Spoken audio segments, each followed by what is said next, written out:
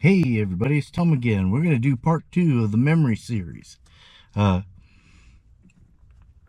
going to start up with the first one with the Troy story. I remember my brother-in-law got this OBS Chevy step-side truck, brand new off a three-way Chevrolet, and put a brand new set of billet wheels on it, and he had it striped by Beam Brothers. It was red interior. I mean, it's sweet. It had like 3 different colors of pinstriping on it. Really sweet OBS at the time. I mean, it was brand new. Well, one time, Troy's dad went to Vegas for the weekend. Well, Troy just was looking at that truck in the garage and took it out to the street races. Well, this truck had some problems at the street races. Well, he used to, when I used to take him to street races and stuff, he used to watch me run every once in a while, and I used to do neutral drops in my 70 Chevelle, and I just rev it all the way up in neutral and just drop her down. And I know that sounds real crude, but back when I was doing that, you could get stall converters and stuff, but we was poor boys. We just used what we had. And Troy took that truck out, and here's where the funny part happened. He went ahead and was doing that with that truck. He's doing those neutral drops, and well, the tranny exploded. Mind you, this truck's got one of those 350s in it with a 350 or probably a 700R tranny, but it exploded. It even bent the tunnel in the truck. Well, he worked all weekend to get a transmission back in that truck, but he still got caught. First thing as he did when he was getting it back, he was going to change the transmission oil in the truck. That's how he discovered the underside of the truck was destroyed. But there it is there on that one. Okay, here's one of my wife's Trans Am stories. I think we had like I think it was an 82. Her brother got it, and he drove it around for a while, and I don't know, he may have sold it and got it back, but it ended up one time that I came in off a cattle truck. When we first moved to Bakersfield, I worked on a cattle truck, and for Karen's brother. And I hated that freaking job, but it was paying the bills at the time. And I worked on that until I'd seen one of my oilfield buddies at one of the school events there and asking for a job, and got hired right off the bat, and I even went ahead and found me a rig in a week. So I found me a rig home in a week. That's pretty good. But what happened with this car is that she had it for a while. We drove it around, and it was really nice. It was like a charcoal gray with like a silver on the bottom. On all the ground effects was silver, and it was really sharp on the inside. It's kind of like a gray velour on the inside. But eventually she got into an accident. It was a hit and run thing, but they caught the kid. It was I think a 15 or 14-year-old kid, but their insurance did pay for it after he got caught. But with that money, she went ahead and had a new quarter put on the car, and her brother painted it, and the paint job came out so nice that she went ahead and talked to Troy one time, and she said, "Troy, this car's looking pretty good. Can you maybe get Beam Brothers to stripe it?" And Troy goes, "I'm on it." So Troy gets on that, and it was gone for maybe a week or so till they worked it in and got it done. But when it came back, it looked sharp. I forget how many colors on it. it probably had 7 or 8 colors on it. I remember it had purple, pink, blue, white, gray. I forget how many colors of pinstripes, but the car looked awesome. And the Firebird on the hood was phenomenal. But Karen sees it from the front because we pull it straight into the driveway, and and it's parked towards the front door of the house. So when she comes out of the house, you could see that bird. So she's looking at this bird, and then starts walking around the driver's side, looking at the side, and it's got pinstripe down the side, and I don't know, I mean, it looked sharp. Walks around the back, and Troy never told me about the back, but it had down on the corner, passenger side, down by the ground effects, Wild and Wicked painted on the bumper. Karen seen that and about flipped. She like, Wild and Wicked, you name my car. Here I go with the camera again. I'm trying to stop laughing, but you would have had to see the look on her face.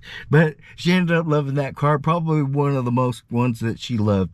That probably was the most loved car that she had out of all the Trans Ams that she had over the years. Because like there for a while there, we were buying a fairly new one every couple of years.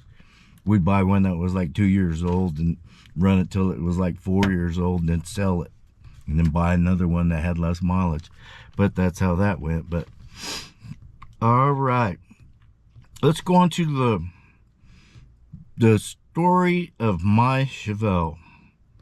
That was the very first Chevelle I got. I've had probably 18 or 20 of them that ran, and way more that I bought that I parted out. People would probably be really mad at me if they'd seen some of the cars that I parted out, but back when I was a kid, they were very plentiful and weren't worth anything.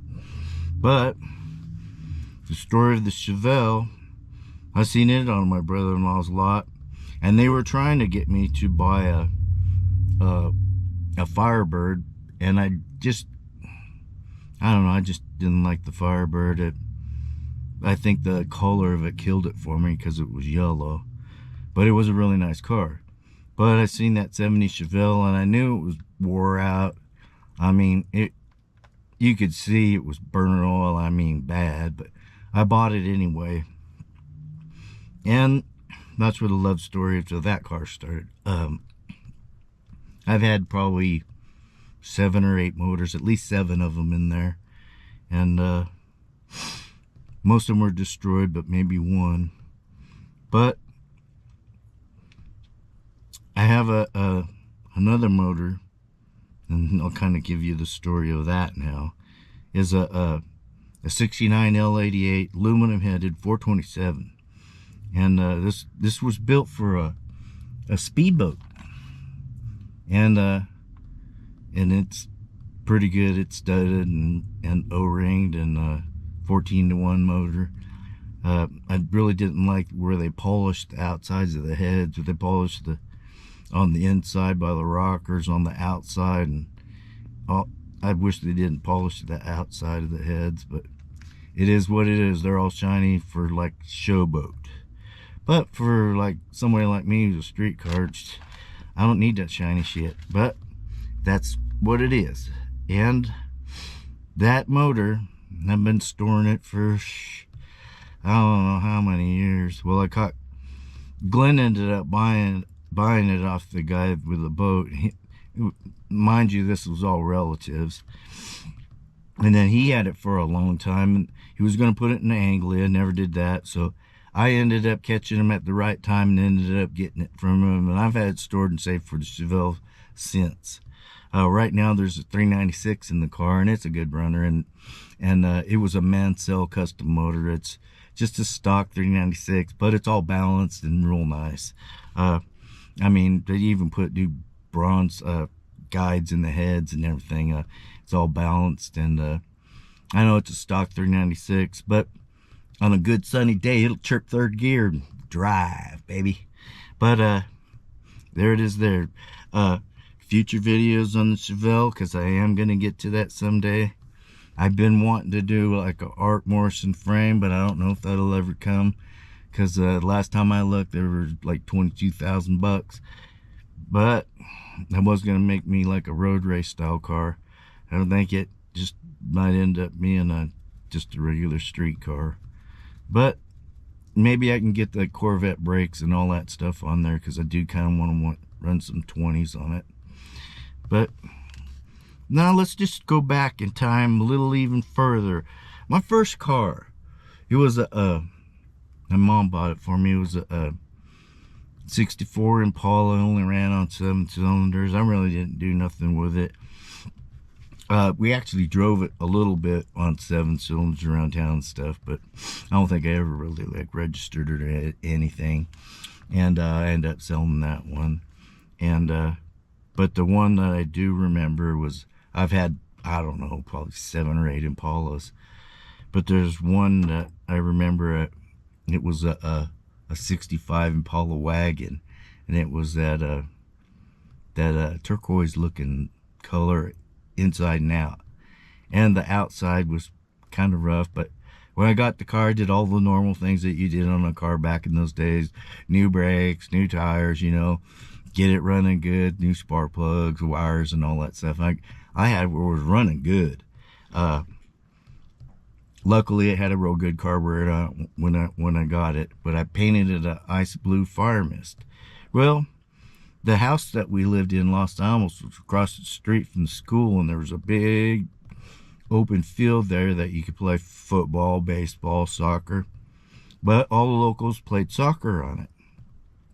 Well, while I'm painting this car, I'm just pretty much just down to the end of painting it, and I'm just kind of like walking around on it and cleaning my gun up and stuff like that. And here comes all those soccer players.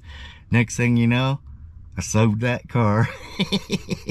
Here goes the camera again. But that's what I did. That was pretty good. I'll never forget that one. Oh, and then I had another one in Bakersfield. I bought this car. It was a 65 Impala two-door. It was red. But I bought it over here in Oklahoma, and we hauled it back to California, and we put it in the yard. Didn't do too much onto it for a while, and then finally I went, and the points were stuck. That's why it wasn't running, and it needed mufflers. They were all rotted out, and part of the floor was rotted out. But got it running real good. Had some mufflers put on it, and I think we put brakes on it, but it didn't really need like a whole lot, because the inside wasn't too bad, except for like there was a hole in the floor, but we kind of patched that up. I just screwed a plate in there. But the deal with that car was everybody and their brother knocked on my door day and night trying to buy that car. I got so sick of that car, I finally had to sell it.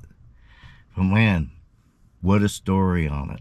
What a story. And ended up like, it had red paint on it. It was kind of ashy when I got it. We polished that out a little bit. I think we put some rallies on it.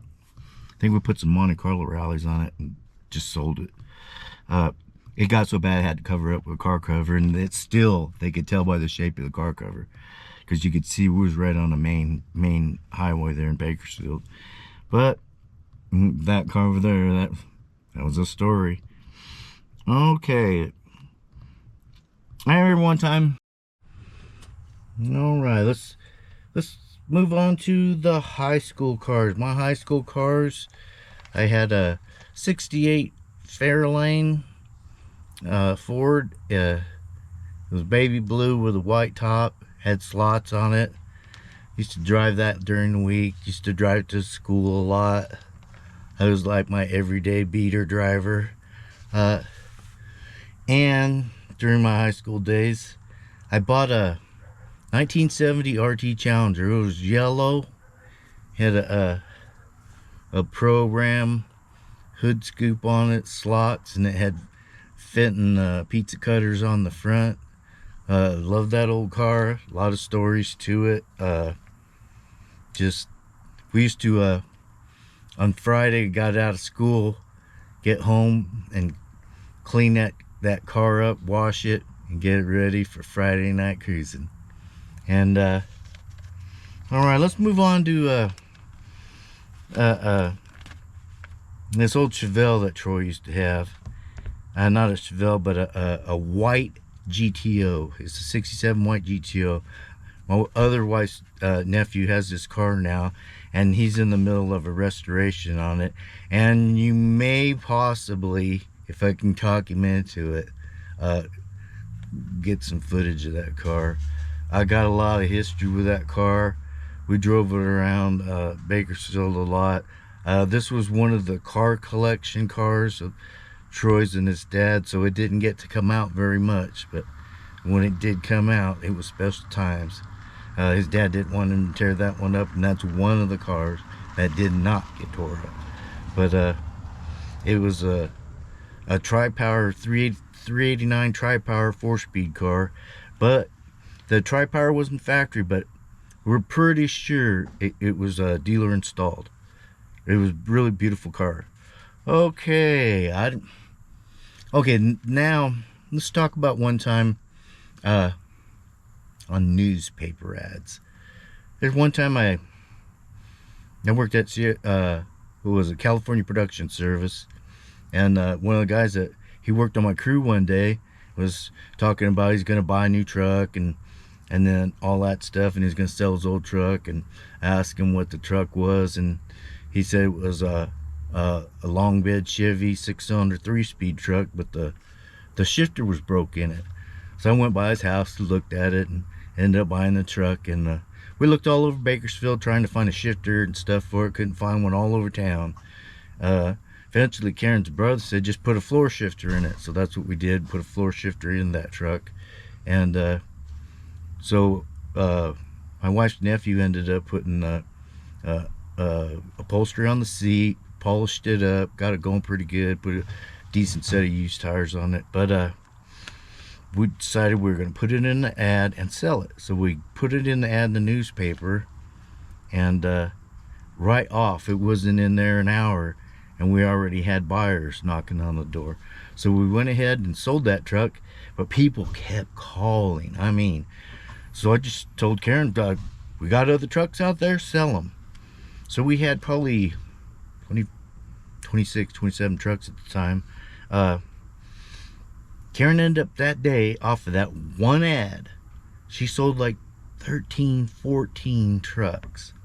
And she probably clicked her heels so hard that day, she broke the heels off. I mean, what a day. What a day.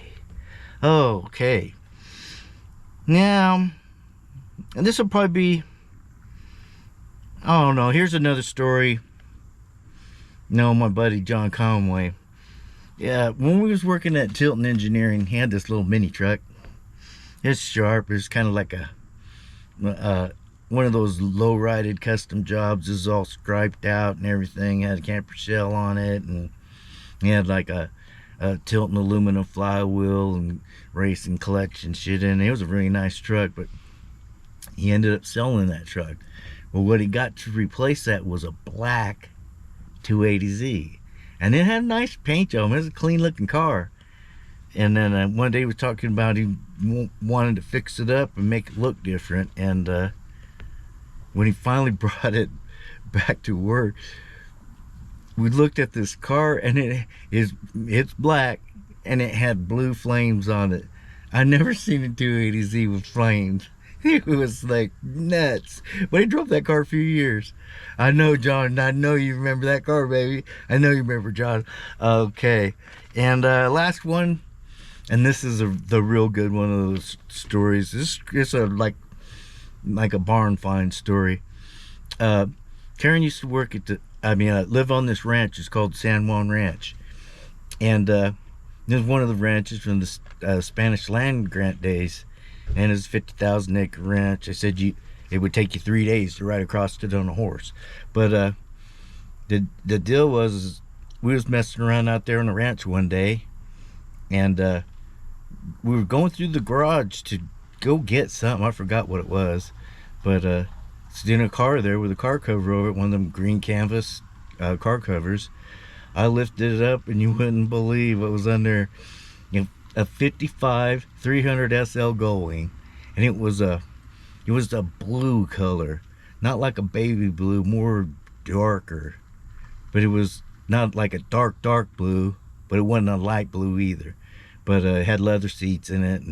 But what really impressed me is those doors that flipped up. I'll never forget that. I bought shit. Here I am. I'm fairly young still, and I never seen a supercar before. But when I seen that car, I knew that was super. But thanks everybody for watching this far through. Share, like, subscribe. Make sure you hit that like button. It don't cost you nothing. It doesn't cost anything to subscribe. Well, we're gonna keep doing these videos whether you like it or not, so you might as well subscribe anyway. So you have a good one. God bless you, and we'll catch you on the next video. Bye.